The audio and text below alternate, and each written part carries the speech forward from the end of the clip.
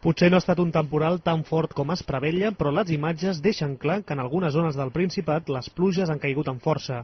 Els bombers han rebut gairebé 400 avisos els darrers 2 dies. A Martorell, els propietaris d'aquests 3 cotxes s'hauran d'esperar que la riera acabi de buidar-se per poder-los treure. La planta baixa de l'Hospital Sant Joan de Déu de Martorell també va quedar completament inundada.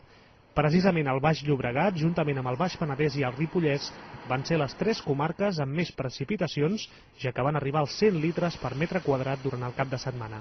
En les darreres hores, però, la intensitat ha baixat i aquesta passada matinada les pluges s'havien desplaçat especialment cap al nord-est. L'Alt Empordà, amb 40 litres per metre quadrat, ha registrat el màxim del dia. La intensitat forta ja ha passat, no? I ara una miqueta el que ens preocupa és tot allò que es pugui derivar de l'acumulació perquè continuarà plovent.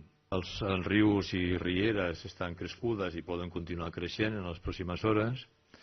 Per tant, doncs, s'ha de demanar a la població que sigui prudent en les proximitats dels cursos d'aigua.